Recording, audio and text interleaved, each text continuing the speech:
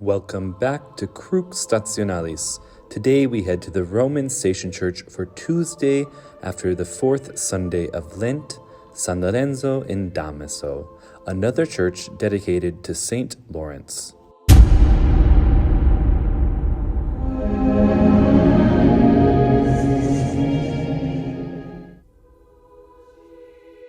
The massive structure of the Cancelleria, which includes the church of San Lorenzo in Damaso, sits on the busy street of Corso Vittorio Emanuele II, a modern street cutting through the center of Rome. The busyness of the street helps to recreate some of the bustle that must have been present in this area when this location held the stables of one of the chariot teams in ancient Rome. In time, these gave way to residential dwellings, one of which was the home of Pope St. Damaso. This holy man, famous for the epigraphs composed by him for the tombs of the various saints around Rome, converted the hall in his home into a church in honor of St. Lawrence.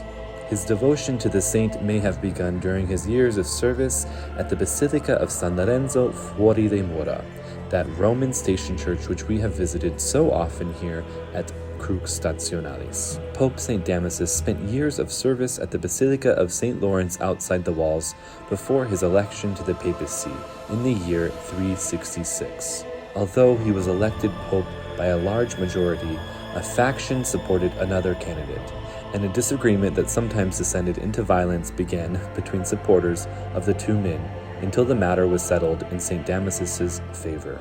While he spent much of his energy defending Orthodox teaching against the heresy of Arianism, a heresy which spread throughout the Western world, he also desired to adorn the shrines of the martyrs in the Eternal City, even writing verses in honor of the saints himself. He died in the year 384. The first basilica on this site, built by Pope St. Damaso in the mid to late 4th century, had roughly the same orientation as the present one. As a result of it being near the former stables of the Green team of chariots, this church was also known as St. Lawrence in Prazzino, this being the word for green as in the color of leeks in Latin. The basilica has a quiet history. We have some records of gifts being given for the adornment of the church, but not much else. This church survived until the late 15th century, when the new papal chancery was built on the site.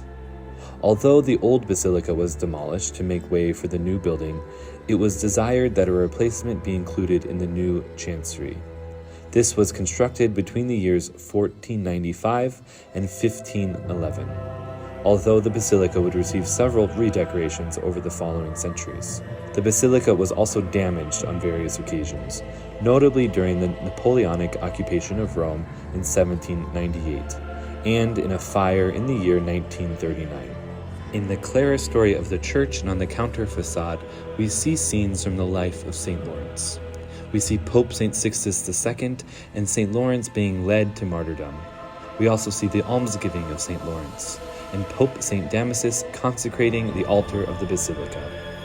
We see the martyrdom of St. Lawrence, and we see Pope St. Damaso discovering the tomb of St. Lawrence, as well as the burial of St. Lawrence. As we have encountered St. Lawrence and St. Sixtus II during Lent so often at the Roman Station Church pilgrim itinerary, we know that St. Lawrence was among the 7 deacons of the Roman Church serving Pope Sixtus II, whose martyrdom preceded Lawrence's by only a few days. They were executed during the persecution under the Roman Emperor Valerian. We also know that Lawrence gave the church's treasures to the poor and the sick before his arrest. We have the account of St. Ambrose of Milan and the Latin poet Prudentius, among others, who recorded that St. Lawrence was roasted to death on a gridiron, remarking to his torturers at one point, "I am cooked on that side. Turn me over." Many conversions to Christianity throughout Rome reportedly followed Lawrence's death, including those of several senators witnessing his execution. In the persecution suffered by St. Sixtus and Lawrence, we know that St. Lawrence desired to follow Pope St. Sixtus II as a son follows a father. And so he begged him, and St. Sixtus responded, I shall not leave you, my son, but greater strifes and battles will be due to thee for the faith of Jesus Christ. We as old men have taken more lighter battle, and to you as a young man shall remain a more glorious battle, of which you shall triumph, and have victory of the tyrant, and shall follow me within 3 days. We see in the story of Pope St. Sixtus II and St. Lawrence the beauty of what communion in the Church is. The old Pope St. Sixtus II offers himself in martyrdom, and the young St. Lawrence is inspired. Both of them encourage each other to follow more closely Jesus in love, in a loving relationship, in communion. Stories like this among the lives of the saints are meant to teach us and spur us on to follow more closely Jesus in full communion.